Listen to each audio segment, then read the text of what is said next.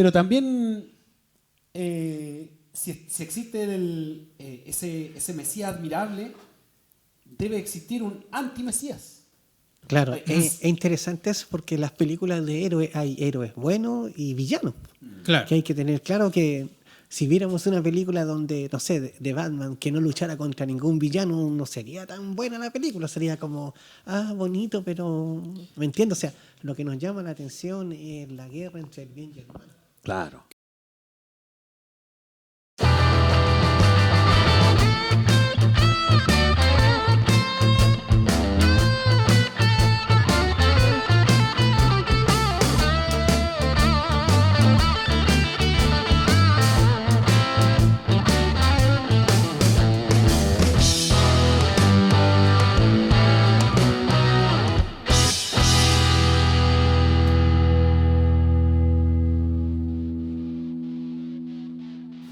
Hola, hola a cada uno de ustedes. Muchas gracias por sintonizarnos.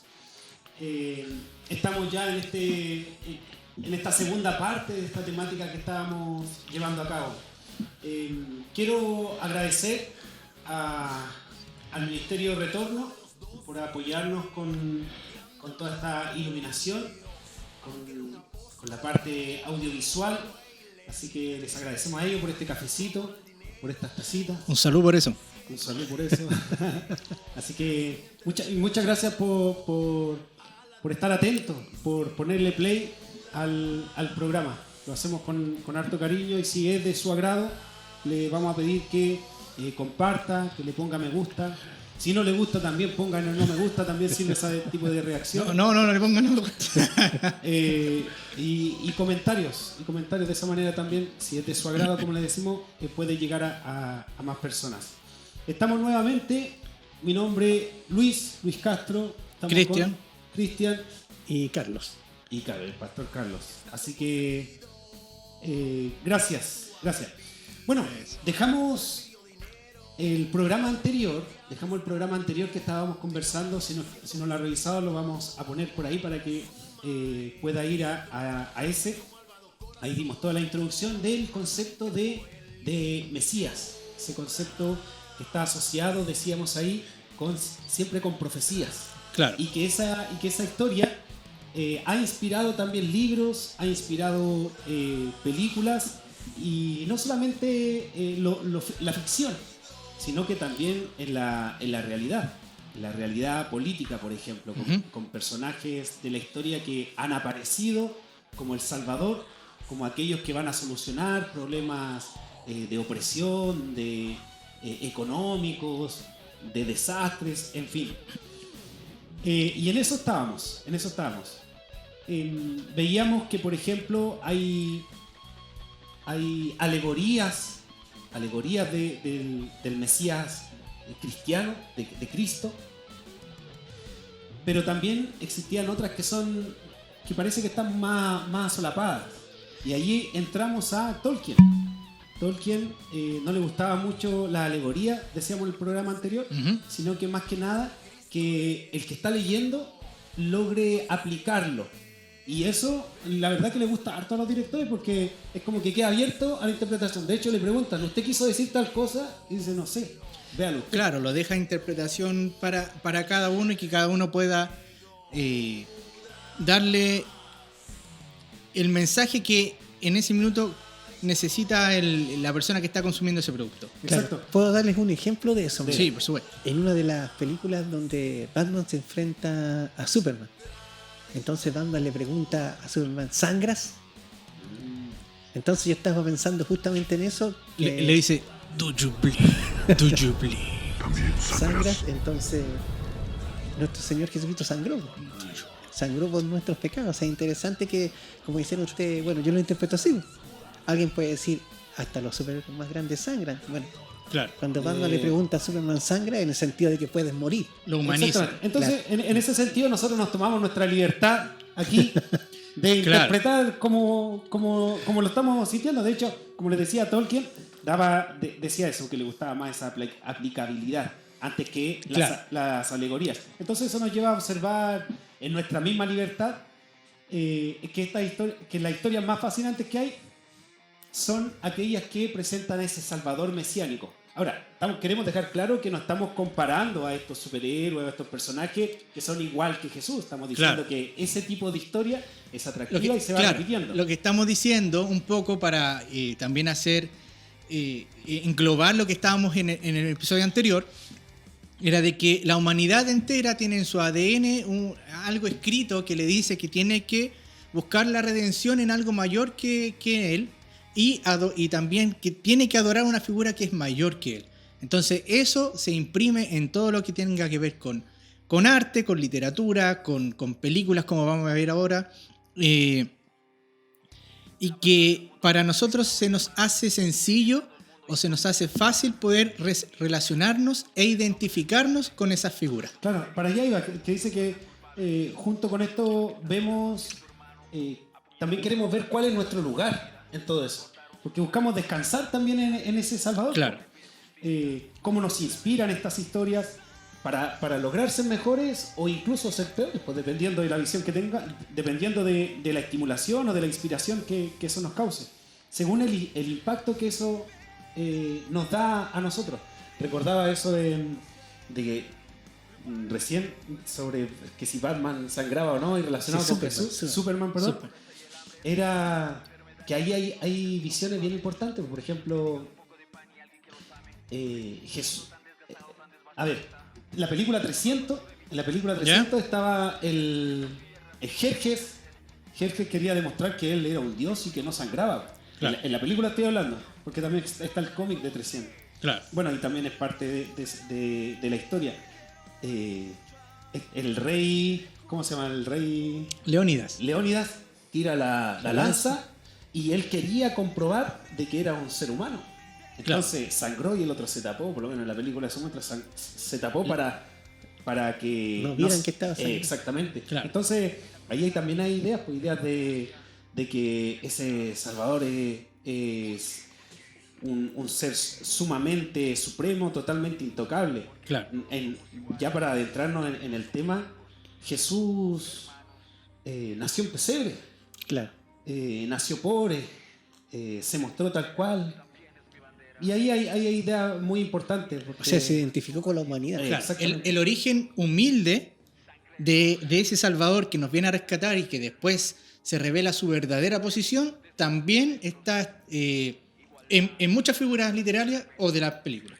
Está, por ejemplo, no sé, lo que habíamos tocado el capítulo anterior, de Simba, por ejemplo, en El Rey León, de Neo, de Matrix, que son todos orígenes humildes. La gente como que no se identifica tanto con una persona que ya es, no sé, talentosa y que está en una buena posición y que viene a rescatar, sino que se identifica más, curiosamente, porque es la historia de la humanidad, con ese ser divino que se bajó humildemente, que renunció... Que empatiza. Claro, que renunció a su divinidad y humildemente está ¿cómo se llama?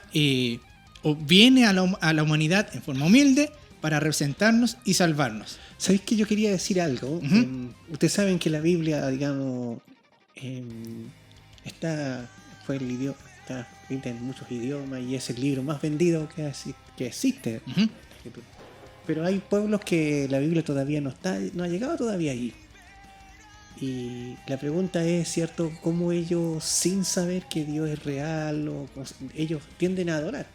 Claro. Y este es el ejemplo, que por ejemplo adoran la naturaleza, adoran el mar, la fortaleza, adoran las tempestades y todo eso. Y es interesante que Jesucristo mostró dominio. Dominio sobre esas cosas, ¿te das cuenta? O sea, claro, en un momento sí calmó la tempestad, en un momento se calmó las aguas, o sea, ahí te das cuenta que Jesús tenía como esos principios de humildad, digamos, de ser un hombre más entre nosotros, pero de repente también mostraba quién era.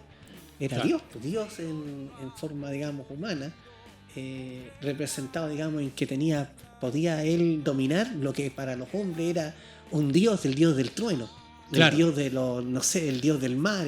O uno de los más importantes que en su contracultura griega, Hades, el Dios de la muerte. Claro. Obviamente nosotros sabemos que no existe Hades, pero sí la muerte que ha sido vencida por Jesucristo. Por Jesucristo, ¿te das cuenta? O sea, la magnitud de nuestro, digamos, Salvador, para que me entiendas, de nuestro héroe, de nuestro libertador. Claro. Bueno, que la medida que hablo me voy acordando de cosas que en relación a Hades, cuando Pablo estaba hablando, paréntesis no, cuando Pablo estaba hablando en Grecia, en Macedonia, tomaba esa figura porque los griegos sabían que después de muertos iban al Hades, pero al Hades como a descansar, que no lo iban a molestar tanto como a descansar, pero como al Hades también sufriente. Entonces, y que el Hades, que el dios Ares tenía esa llave.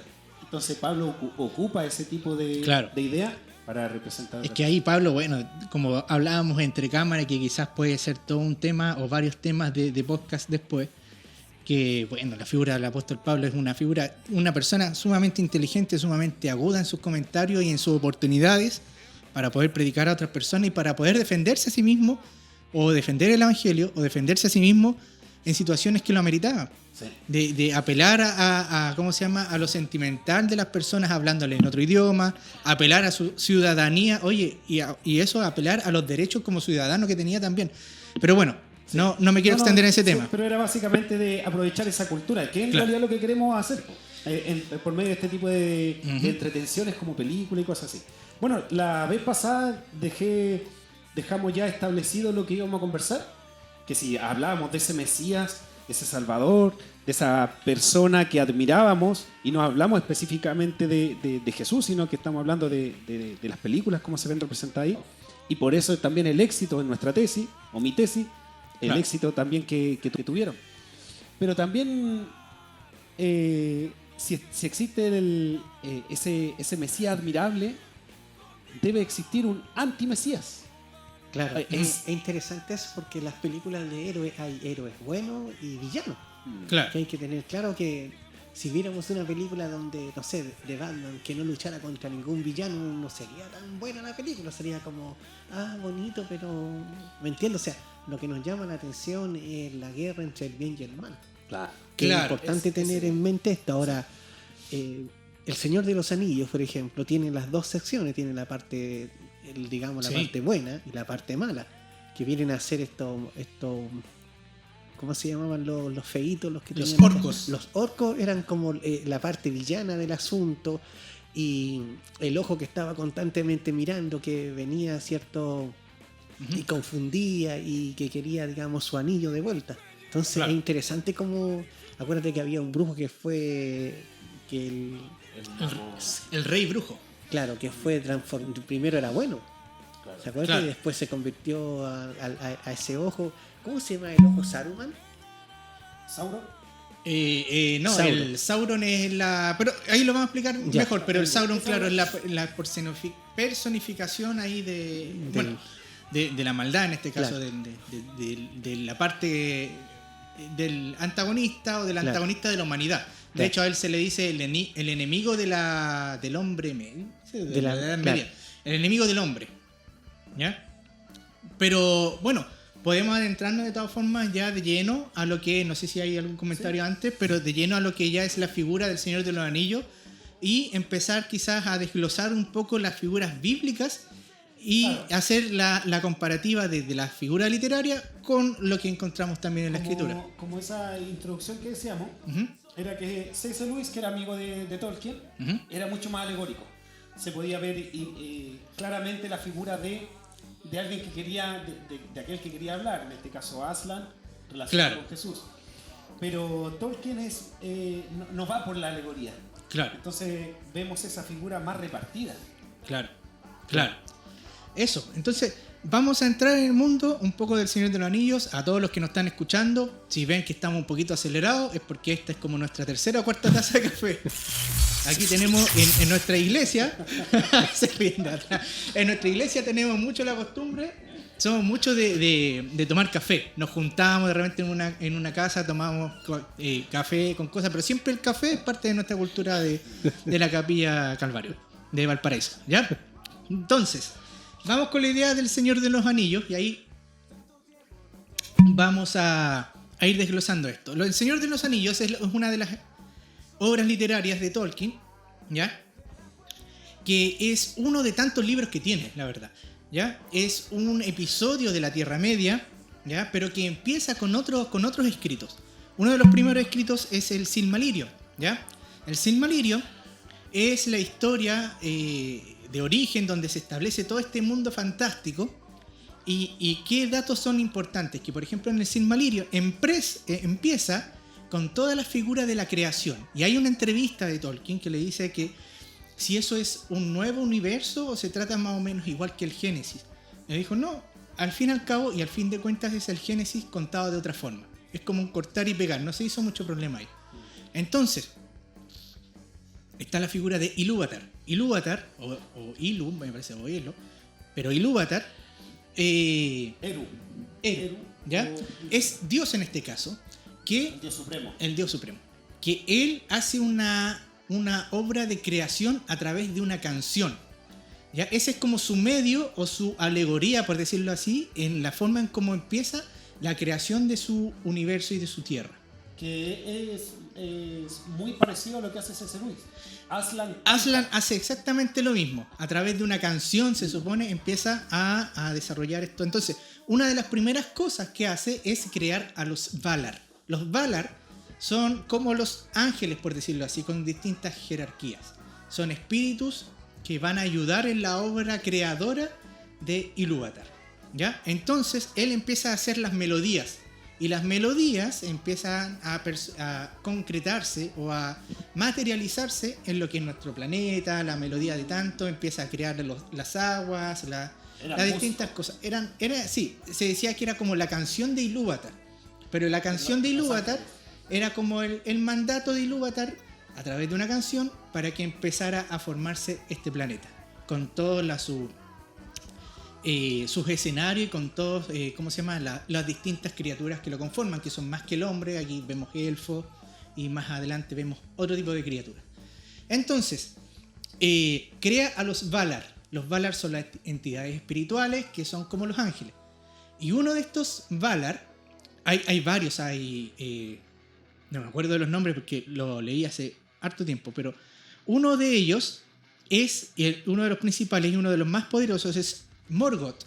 Morgoth, que tenía otro nombre antes, Morgoth es con su nombre ya de ángel ya corrompido, era uno de los ángeles más poderosos, más bellos y que tenía más poder.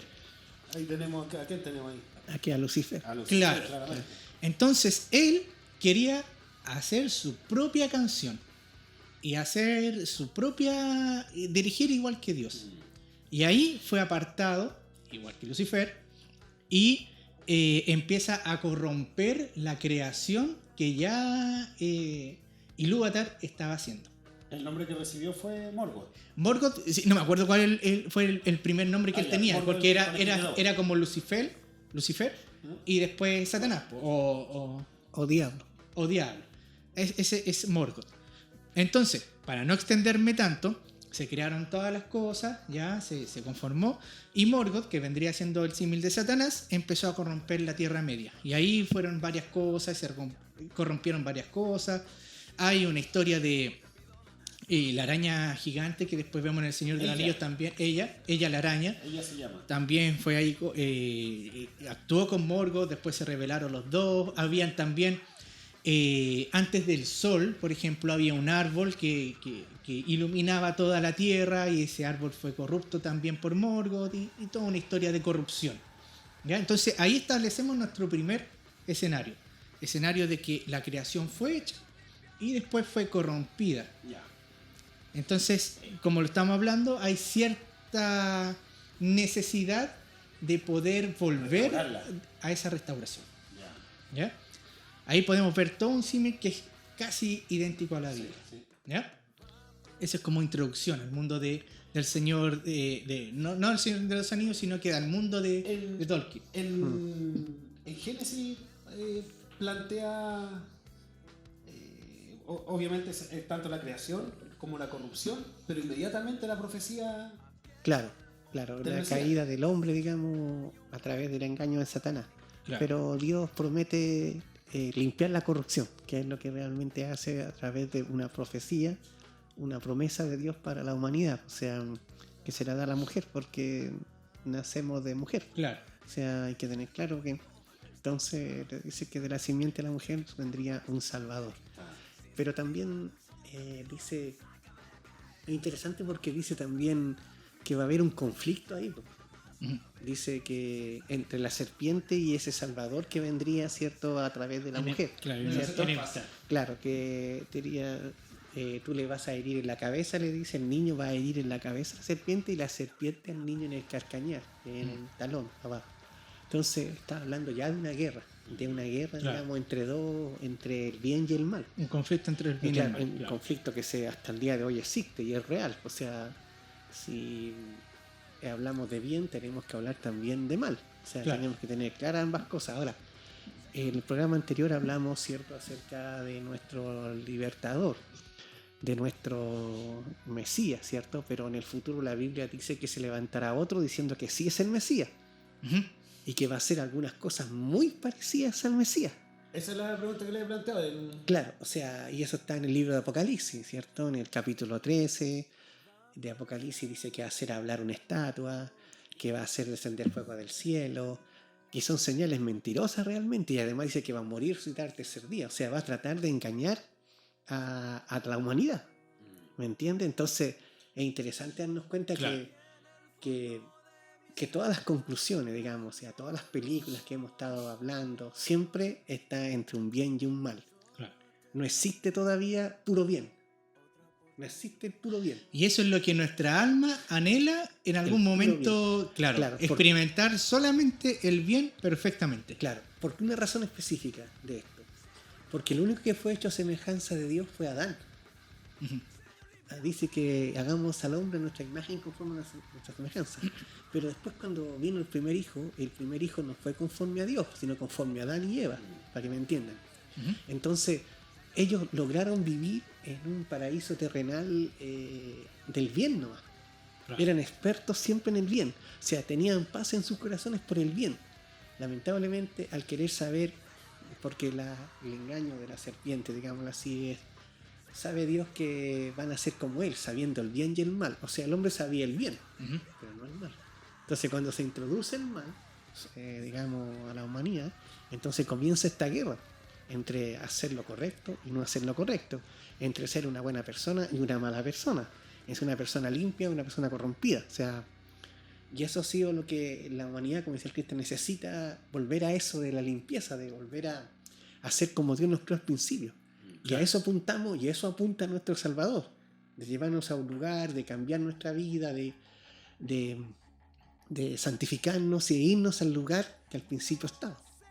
Ahí Satanás fue codicioso y buscó que la creación de Dios también fuera codiciosa en el sentido de querer saber más de lo que o querer ser como. Es como que hay más allá. ¿Qué pasa si me paso de la línea establecida? Entonces, siguiendo un poco en la historia del Señor de los Anillos, encontramos varias figuras que representan al Señor Jesucristo y su obra redentora. Pero así como hay tres personajes o hay cuatro personajes, tres que representan quizás la obra redentora y uno que es el anti-Mesías, que en este caso sería como el anticristo, que está representado en Sauron. Ya Sauron sería como el discípulo directo de Morgoth. Morgoth después ya pasa a otro plano y viene Sauron, que tiene menos poder, pero aún así es poderoso y corrompe a la Tierra Media. Que al principio no la corrompe vistiéndose como alguien malo derechamente. Sauron era un ser poderoso también con mucha inteligencia y no era alguien así que empezó corrupto, sino que era alguien como Satanás, que era hermoso y ayudaba a la tierra, y después cuando se corrompió siguió estando así y siguió tratando de corromper a la Tierra Media con engaños, y en algún momento ya se reveló como Sauron y creó este anillo de poder y creó otros anillos para repartirlo entre los hombres y entre los elfos, y en secreto creó este anillo único que lograba dominar a los demás y que era un anillo para someterlos a todos. En ese anillo él puso toda su esencia y todo es y parte de su poder era como parte de su alma, era como un tipo de Horcrux por decirlo de alguna forma como del Harry Potter. Lo puso en ese anillo, el cual representa el pecado. Ya. Y Es que el anillo. el anillo- aparece el anillo de la poder. película, la que carga Frodo. Frodo. Entonces, tenemos este anillo que corrompe en forma casi inmediata a los hombres. Más que a los elfos, que tienen como un grado un poquito más, pero aún así corrompe a los elfos. Por ejemplo, tenemos toda la introducción del Señor de los Anillos y vemos en la película que se cuenta de esa forma, que viene, está Sauron, está luchando con la última alianza de los hombres y los elfos, y de repente, casi por pura suerte, va Isildur, que es el rey de los humanos, y le corta los dedos a Sauron, ¿verdad? Sale el anillo disparado y él lo toma. Y ahí, en ese mismo día, tiene la oportunidad de acabar con el pecado, con el anillo. Sin embargo, lo corrompe en forma inmediata. El anillo, que representa el pecado, corrompe al hombre en forma inmediata. No tiene como una resistencia, sino que lo toma, lo codicia y se lo deja para él. Ahí, el elfo, no me acuerdo del nombre. El que lleva el anillo al principio es un amigo. No, el elfo, el que... ¿Cómo se llama? Era el señor Smith en Matrix, no me acuerdo del nombre, pero ya. Ahí ya creo que ya lo cacharon. Ahí. Ya, pero él ¿cómo lo ponemos después. el Claro, nombre. él dijo ahí, en ese día se le permitió a la maldad continuar. ¿Ya? Entonces, Si vamos viendo ahí los paralelos. sí, veamos los paralelos, porque ahí hay está hartas el cosas. anticristo. Que el anticristo no es Satanás. No. Es un siervo de él. Claro, digamos, el anticristo viene a ser como el enviado de Satanás, pues, el ungido de él, Claro. para que me entienda, con un propósito y una misión, engañar. Que en definitiva está imitando. Exactamente. Pero hay Anticristo, una sí. parte también donde dice que donde Satanás pone como toda como su esencia en Claro, esa persona. En esa persona. Ya, claro. claro. Y que en definitiva también es una intención. Bueno, lo vamos a ver en la profecía como una persona. Claro, pero en porque definitiva es como un espíritu que. La intención de Satanás espíritu siempre ha del sido la anticristo. misma. O sea, siempre ha sido la misma. Claro. Es gobernar. Si dice la escritura, cierto, que él trató de gobernar al lado de Dios, pues dijo, Señor, hágase un ladito para allá, hágase payasito, como decimos nosotros, que yo me voy a Claro. poner a su lado. Entonces ahí se da cuenta que no era Dios, sino una criatura. Claro. Entonces fue desechado por esto. Entonces es egomaniaco. Sí. Entonces ahí está el problema. Entonces ahora quiere, como no ha podido lograrlo, ahora quiere lograrlo a través de un súbdito, a través de una persona. O sea, hacer lo que, digamos, lo que Jesucristo hizo, si en el fondo se llama anticristo, o sea, que Claro. trata de imitar a Cristo en todo. Satanás imita a Dios, pero la parte negativa, la parte, digamos, no que Dios sea negativo, sino que hace la otra contraparte, siempre hace la otra contraparte, ¿me entiendes? Acá una de las cosas que aparece también es que existen religiones luciferinas.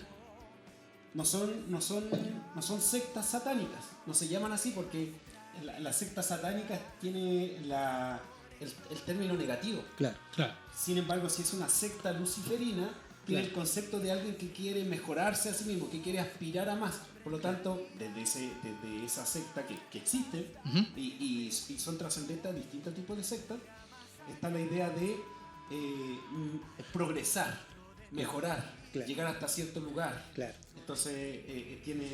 O sea, de alguna son manera lo liberales.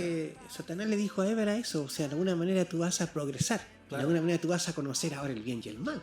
O sea, tú ya no estás, Dios te tiene limitado solo al bien, pero ahora con esto tú vas a saber las dos cosas, que Claro. es lo que Dios sabe. ¿Me Sí. entiendes? Dios sabe lo que es bien y mal, pues. ¿Me entiendes? Hay que tener claro eso también, o sea, pero Dios no se deja tentar por esas cosas. O sea, Claro. Tenía algo anotado que a propósito Sí. mencionaste, que es Isildur, ¿así? Isildur, sí. Isildur, ya. Era el rey original, el primero, Claro. ¿verdad? Después me estoy adelantando, porque mencionaste que iban a haber Dale tres. nomás, sí. Aragorn, ¿verdad? Ya, sí. No, pero para que nos Sí, mencionen de eso. sí, ok. Para Ento- ir viendo inmediatamente lo... Sí, entonces tenemos 4 figuras principales. ¿ya? Que las vamos a mencionar y podemos ver los paralelismos en forma Ya inmediata. mencionaba Satanás. Claro, Un ya paralelismo Satanás con eso, en un comparación anticristo. con Sauro, ¿ya? Y tenemos 3 figuras principales de la obra, o sea, hay muchos más personajes, pero son 3 que se destacan más que todo, ¿ya? Que son Frodo, que son Gandalf y que son Aragorn. Los 3 podrían representar al Señor Jesucristo y su obra redentora, pero en ciertas partes. Claro. Así como el Antiguo Testamento tiene muchas figuras que representan la obra redentora de Cristo, pero todas son sombras, ninguna es algo completamente.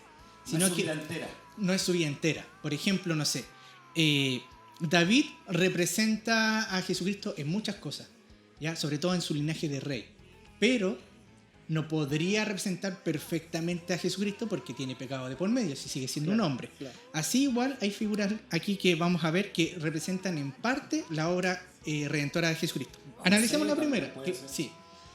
Analicemos la primera. Frodo podría representar todo lo que tiene que ver con el peregrinaje que tiene que hacer la obra redentora de Jesucristo para destruir el pecado. ¿Cuál es la importancia de Frodo?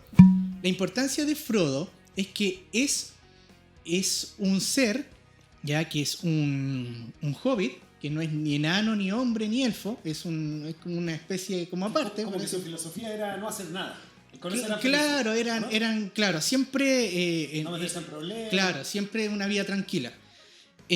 Frodo tiene la gran facultad que quizás la gente que ve superficialmente la película no se da cuenta, pero tiene la gran facultad de tener mucha resistencia al anillo, porque todo el que tomaba el anillo, incluso de su misma especie como Sméagol, solamente lo encontraron. ¿Sméagol era hobbit? Sí, era un hobbit antes, Sméagol. Que es, ¿cómo es el otro nombre que tiene? Cuando anda así como... Ay, se me olvidó. Lo vamos a poner acá. Ya, ahí si lo googlean ahí, nos Pero tiran por lo interno vamos ahí. a poner acá. Ya, pero Sméagol era un Gollum, eso, que son los mismos, ¿ya? Era un hobbit que apenas vio el anillo con otra persona, se corrompió al tiro, mató a la persona. Caín y Abel. Que puede representar Caín y Rómulo Abel. y Remo. Ahí tenemos, por ejemplo, otra representación. Volvemos a Frodo. Frodo tiene la gran particularidad de tener una alta resistencia al anillo, ¿ya? No se corrompe inmediatamente. Y logra soportar la carga del pecado que está representado en el anillo.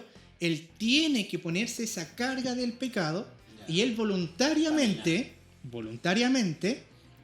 tiene que llevar ese pecado hacia el monte del destino, que puede ser un monte muy similar al que Jesucristo tuvo que ir, y finalmente despojarse de ese pecado y destruirlo. Destruir el pecado. Claro, representado en ese anillo, en el monte del destino. Sin embargo, desde que se inicia la película, hay una atmósfera que le implica a Gandalf, que le dice que al fin y al cabo es como una misión que no tiene retorno. O sea, él puede sobrevivir, pero no va a ser la misma persona. Incluso, después de eso, él fue herido y esa herida no le permite estar en el mismo mundo, sino que después él tiene que cambiarse de... Muere. Claro, es como que muere y después tiene que ir a las islas No que no mueren, Ya. ¿ya? Y tienen que ir para allá y cambian como de donde ahí están los Valar, entonces cambian como de plano, ya no están en el mismo plano que los demás, sino que va a un plano más espiritual. Entonces termina su jornada, logra cumplir su función, claro, con muchos altos y bajos, y pasa de un plano físico, por decirlo así, a uno espiritual. Ahí tenemos mucho simbolismo que podemos ir haciendo en paralelo. Sí, yo recuerdo que también es como aparece una águila, el resucitado como por un águila, Frodo. Es rescatado. Es rescatado. Pero está así como en trance, Claro. una similitud Claro. de muerte. Llevó llagas. Claro. Si forzamos eso, por Claro. ejemplo, Gollum le mordió y le sacó. Claro, el dedo. mismo pecado le dejó marcas en su cuerpo y tenía el anillo ya terriblemente La misma marcado. araña, ella también lo hirió en el cuello. Claro. O ese tipo de cosas. Pero sale triunfador también de la... Claro. Entonces, ahí tenemos... Ella, dice. Es que es ella la araña. Ella, la araña. Entonces, ahí tenemos todo el simbolismo como del Cristo que tiene que hacer ese peregrinaje para llevar ese pecado a la cruz. Claro. Ahí tenemos Frodo. Ahí tenemos Frodo. Ahí terminamos más o menos con los ejemplos. De Frodo, por ejemplo. Nos quedan dos más. Recuerdo Gandalf y- también, de Frodo, antes de terminar con Frodo, que Frodo es cargado por su amigo. Sí, Porque podemos llevar la historia para varios lados, entre esos valores de amistad, por ejemplo, de fidelidad. Claro. Pero su amigo lo carga en un momento que ya no podía más.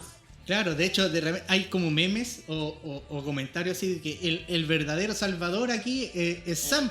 Que al final, claro, lo alentó, lo ayudó, lo protegió y al final se lo puso en los hombros y lo dejó hasta la puerta. Jesús físicamente en un momento no podía cargar más la cruz. Claro. Y le pidieron a otra persona que llevara su ¿Cómo se llama él? Simón de Sirene. Simón de Sirene. Ahí podríamos... Que dicen que era morenito. Claro. Que no era... Claro. Podríamos Sí, relacionarlo. ¿sí? entreteniendo la idea, sí, ahí hay claro. muchos paralelismos. Ya, ahí estamos con Frodo. Ahí estamos con Frodo. Ya. Gandalf. Gandalf es el que más representa a Jesucristo, como el guía, como el profeta, como la persona que tiene poder. Gandalf no existía antes con ese nombre, era un espíritu, no me acuerdo, tenía un nombre, era un Valar, que se despojó de su entidad espiritual para encarnarse en un cuerpo marchito como Gandalf, y que envejece, que le cuesta, que anda con un dolor, báculo, claro, y tiene la facultad de ir ayudando a otros a que puedan desarrollarse, a que puedan concretar sus metas, etc. Eso lo vemos, por ejemplo, en El Hobbit, que escoge a Bilbo para que pueda ser el autor de la historia, y también con Frodo, y lo ayuda, y va, ¿cómo se llama? Yendo de un lugar a otro con los protagonistas. Entonces, vemos a Gandalf como esta figura, pero tiene mucho simbolismo del Señor Jesucristo. Por ejemplo, en un momento, él va con toda la comunidad del anillo, ya que son representados que podrían ser, entreteniendo la idea, como unos ciertos discípulos que lo ayudan en su jornada. ¿Cuál, la comunidad del anillo sería En la primera. Hobbit? No. ¿Quiénes son? ¿Quiénes representan? ¿También elfos? ¿O no Claro, la comunidad del anillo, que es la primera película, ¿Sí? Son 3 hobbies. Sí, son 4 hobbits. 4 hobbies. Son 4 hobbits, son como 2 hombres, Ya, un elfo, ya. está Derechamente- mezclado de todo. Por eso dice discípulos. Como Claro, podría- claro, es como que va acompañado de más gente, que en este caso podría ser como Jesucristo y sus discípulos. Claro, Ya. que el Señor escogió de varias, digamos, Claro. trabajos, de varios niveles sociales a las personas Claro. para que vinieran a seguir. No me acuerdo si eran 12, pero parece que eran 12, más o menos haciendo el paralelismo, ¿ya? Tendríamos que contarlos, pero el asunto es que en un momento, Todas esas correcciones las vamos a poner por aquí. sí, si nos equivocamos, por favor, ahí... Ya, la cosa es que en un momento bajan, o sea, empiezan su travesía y después bajan a un lugar que son unas cuevas de Minas Tirith, me parece que se llama, y que son unos túneles que hacen subterráneos los enanos, que son muy majestuosos, y que ahí Gandalf ya sabía que había un demonio de fuego muy poderoso, un Balrog, que eran los mismos Valar que se corrompieron y se hicieron demonios también, que son los Balrog, me parece. Ya, sí. Entonces en algún momento él se tiene que sacrificar por su comarca, o por la comunidad que está detrás, por sus compañeros. Para la misión que tenían. Claro, porque está luchando frente a frente con este demonio y sabe que nadie más puede hacerle frente. Entonces él lucha, se sacrifica por sus amigos y lucha con esa Esa persona. lucha donde está como en un tipo volcán Claro, y lo agarran. pero aquí está lo interesante. Él, Gandalf, lucha con este demonio, lo persigue hasta las profundidades de la tierra, ¿ya? Lo vence y a él también es vencido, o sea, él muere espiritualmente. O sea, perdón, físicamente. Pero después, no se ve mucho en las películas, pero sí en el libro se describe más, que Ilúvatar decide que su misión todavía, el Dios, decide que su misión todavía no está terminada y lo resucita. Lo resucita y se crea este Gandalf que ya no es el gris, sino que es el blanco. Más poderoso y con más autoridad, con más poder, y vuelve para cumplir el objetivo de que es terminar esta batalla entre el bien y el mal. Incluso hay un momento donde se presenta con sus viejos amigos de la Comunidad del Anillo, con Legolas, con Gimli y con Aragorn, y ese brillo es totalmente característico de lo que dice la Biblia. Podríamos buscar incluso ese versículo, pero es con un brillo, como un esplendor, como que de la gran transfiguración. Claro, que no los deja reconocer que él es Gandalf hasta que él se deja ver. Como el camino a Maús, claro, puede ser. Como camino a Maús y como ahí. Entonces vence el fuego y vence la muerte. Vence el fuego, vence la muerte y vence a esta maldad que no es la totalidad de la maldad, y luego muere, resucita y hay muchos paralelismos ahí. Siguiente sería ya el rey, Aragorn. Rey, Aragorn. Y que ahí ya está, si lo asociamos con la película, el retorno. Ahí ya sería como el retorno del rey, donde esta persona, Aragorn, también de un origen de dinastía de rey, renuncia a ser rey, trata de ser... Era el heredero de Isildur. Claro. Que representaba, como dijimos, al rey David. Claro, pues, o la figura de rey que va a cumplir Jesucristo. Claro. Porque en toda la historia no cumple esa figura, sino que él es un montañaz que va ayudando a otras personas, ya que se va supervisando lo que es de su reino, pero sin ser rey, y lucha también y ayuda también aquí a todo lo que tiene que ver con los protagonistas, a terminar la historia, pero luego consolida al finalizar esta guerra contra el bien y el mal, se consolida su reino y él termina ahí como el rey que va a gobernar y consolidar esa culminación. Se restablece un reino y él ahí está para como seguir el reinado, con mucha similitud a lo que va a hacer Jesucristo también. Sí. Mira, yo estaba pensando que en la película, cuando el rey baja, ¿cierto?, a unas cuevas y habían unos espíritus que no habían sido... Claro. Y estaba pensando en el pasaje bíblico que dice que el Señor es soberano arriba en los cielos, en la tierra y debajo de la tierra. Claro. Entonces representa un Claro, poco... él solamente tenía la autoridad para poder ordenar a esos espíritus a poder luchar una vez más. Claro, a luchar a favor de él. Claro. Entonces, este era un rey directo, de esa dinastía. Claro. Tenía esa sangre real. Claro. Que Jesús cumple eso, claro, porque claro, era para ser rey de los judíos. El rey David. Era un trono vacante, un trono que nadie estaba ocupando y que ocupa él. Claro, no eres un... o sea, él era el legítimo heredero. Sin embargo, había alguien que ocupaba el trono, porque él no lo hacía, porque es un senescal. Un senescal era un guardián del trono que él sabía que no era un rey. Pero no era el rey. Ya. En el libro se observa mucho mejor también que Aragorn tenía la capacidad de sanar también. No solamente esa parte, sino que no muestra en la película, pero sí que también tenía el don de sanar, claro, de sanar enfermedades, claro, poniendo la mano y cosas así. ¿Algún dato más sobre eso? Tenemos muchos más datos, pero la verdad es que podríamos pasar también a otra figura literaria, pero también hacer este paralelismo con Jesucristo. Hay solamente un dato que quiero recalcar del Señor de los Anillos para pasar a otro tema, que me parece sumamente... que es como bacán en el sentido de compararlo con la Biblia. Y ahí quizás mi papá me pueda ayudar un poquito más con el tema de buscar los versículos precisos, pero hay un episodio, hay una figura ahí del episodio 2 de las dos torres, que es el abismo de Hel. ¿Ya? En el abismo de Hel hay una batalla que la están perdiendo la humanidad, y Gandalf le dice a Aragorn, espérame hasta el amanecer del quinto día, y ve por la puerta del este o del oeste, algo así. Ve por ahí. ¿Ya? Entonces aparece Gandalf, justo cuando están peleando ahí, están perdiendo esta batalla. Aparece Gandalf, ¿ya? Con un caballo blanco, y él con vestiduras blancas relucientes y con todo un ejército detrás, ¿ya? A reforzar la batalla y a ir por el abismo en contra de los orcos que están todos ahí acumulados en el abismo. Y están todos esperándolo y están todos gritando, y viene este Gandalf con la figura y empieza, y con su cayado hace una figura, o sea, una extensión de luz que ciega a los orcos y los vence. Y ese es como justo, yo creo que si uno como creyente no se identifica con eso y cuando está viendo la película dice ¡ah!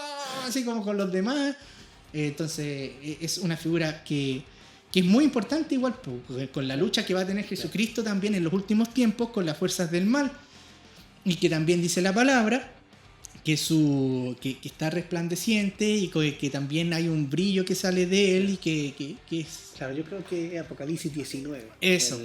Cuando viene el Señor por la segunda vez para librar a su pueblo digamos, del ejército del anticristo y el falso profeta. Claro. Yo creo que ahí dice que matará con el resplandor de su boca. Claro. La venida, ¿cierto? Del Señor. Exacto. Es importante ese detalle porque yo creo que el autor se identifica en eso. Claro.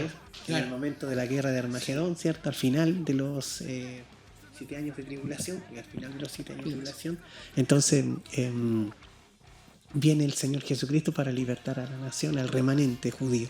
Y ahí él lucha contra el ejército del anticristo. Hay varias cosas interesantes. Por ejemplo, dice que el río Éufrates se va a secar y por ahí van a pasar los ejércitos a un lugar que se llama Armagedón o Megido, que son los dos idiomas que la Biblia usa. Y interesante porque el Señor viene por la segunda vez. Dice que viene con ejército y viene en un caballo blanco y él montado como el rey de reyes y señor de señores. O sea, claro. Es interesante darnos cuenta, y creo que R. Tolkien ahí trata de mostrar esa parte. ¿Ves? Que al final el bien vence, obviamente, el mal. O sea, el Señor ahí actúa. Para ya ir concluyendo. Sí, no sé si alcanzamos a ver alguna figura del otro libro, pero de las Crónicas de Narnia, pero si no... Podemos sacar un tercer tema. Claro, también podríamos sacar un tercer capítulo. Pero ya por el tiempo que nos va pillando, habíamos dicho de que esta figura es sumamente interesante. Claro. De la figura del Salvador. Pero en este caso de J.R.R. Tolkien es alguien que conoce muy bien la Biblia. Claro. Es un cristiano. Es alguien que escribe también mucho. Entonces, si bien no hace una alegoría específica como C.S. Lewis, hay muchas figuras que claramente están inspiradas ahí. Conclusiones que podríamos compartir de parte nuestra junto con los que nos están escuchando. Bueno, básicamente que hay mucha literatura, hay mucha literatura que es importante. Hay estos escritos de Tolkien, de C.S. Lewis. Yo creo que más adelante podríamos analizar varios escritos de C.S. Lewis que son un poquito complejos, pero que sería muy importante que el mundo cristiano igual pudiese interiorizarse. O sea, de C.S. Lewis, por ejemplo, después podemos hablar quizá un poco de eso. Hay libros como El mero cristianismo, hay libros como Las cartas del diablo a su sobrino. Hay otro libro también que estuve leyendo. Otra se llama La trilogía del cosmos, que es lo que... Porque Tolkien y C.S. Lewis tenían un club de lectura, un club de escritura, derechamente. Y ambos trabajaron en la misma universidad. Entonces habían planteado el llevar a cabo escritos. Porque Tolkien tenía sus amigos, pero que murieron en la guerra. Claro. Que murieron en la guerra. Entonces uno de ellos le escribió una carta diciéndole a Tolkien, lleva a cabo lo que queríamos. Y lo que hace C.S. Lewis es la trilogía del cosmos, que también es un tipo de historia así, pero que se lleva a cabo. Claro, de hecho C.S. Lewis en un principio, nació en una familia que era cristiana. Luego él no siguió con eso, por A o C motivo, no siguió con el cristianismo en su vida. Se acercó a estas personas intelectuales R. Tolkien, y ellos también lo animaron y lo volvieron como al camino, por decirlo de alguna forma, y también hizo estos escritos. Es importante, si alguna vez, yo, bueno, por lo menos hago esa invitación, si alguna vez tiene la oportunidad de leer esos libros, de interiorizarse y de ver estas figuras de la Biblia en otro material, que pueda hacer el análisis, porque estamos llenos de figuras en lo cotidiano de la obra redentora de Cristo, porque está en nuestro ADN el buscar esa figura e imprimirla en lo que hacemos. Sí, yo quiero rematar, o sea, mi conclusión con una cita bíblica en Filipenses capítulo 3, del verso 20-21, que es lo que nosotros esperamos. Dice: más nuestra ciudadanía está en los cielos, de donde también esperamos al Salvador, al Señor Jesucristo, el cual transformará el cuerpo de la humillación vuestra para que sea semejante al cuerpo de la gloria suya, por el poder por el cual puede también sujetar a sí mismo todas las cosas. O sea, esto es lo que nosotros esperamos. Así como la Tierra Media necesitaba paz y que el reinado del hombre volviera, así nosotros necesitamos a nuestro Señor y Salvador para tener vida eterna e irnos a las moradas celestiales que Él nos ha prometido. Exactamente. En definitiva, nuestro corazón está insatisfecho. Claro. Nuestra mente está insatisfecha. Lo que buscamos es ese estado de paz, de tranquilidad, de que no tengamos problemas sociales, económicos, de delincuencia, de guerras, en fin, sentirnos en una paz permanente. Entonces, ¿quién nos puede ofrecer eso? Es nuestro Señor Jesucristo. Ahí vamos. Y lo que creemos es derechamente que Jesús es el que... Hay un versículo que me parece que tú estabas comentando para cerrar, de que la gran conclusión también es que nuestra alma tiene sed del Dios vivo. Del Dios vivo. Que es el versículo ese... El Salmo habla de ese que como un ciervo brama por las corrientes de las aguas. O sea, sí, mi alma, cierto, ama por anhela tu presencia, anhela tu gracia. Exactamente. Eso, queridos amigos, esperamos que todo este rato haya sido productivo para ustedes. Les agradecemos por todo el tiempo. Agradecemos a Ministerio Retorno por todo esto, que también gracias a ellos se también también decirle a la gente que nos pueda seguir, compartir este material. Ahí las personas que están editando el video están poniendo en este minuto nuestras redes sociales acá abajo o arriba, ¿ya? Para que pueda compartir también este podcast, que es el mejor podcast de la creación, lo digo yo, así que créanlo. Y se suscriban también, y lo compartan. Y muchas veces también estos mensajes pueden llevar a otra persona. Estamos tratando de tocar temas cotidianos para que también las personas que no conocen al Señor puedan sentirse más identificadas y puedan ver un poquito más de la figura. Exactamente, nos vamos a meter en temas de música, política, de películas, de libros, etcétera. Entonces, eso, así que les dejamos invitados, nos despedimos desde acá. Chao. Muchas gracias por Dios les bendiga, gracias por todo, muy bien. recibirnos en su casa.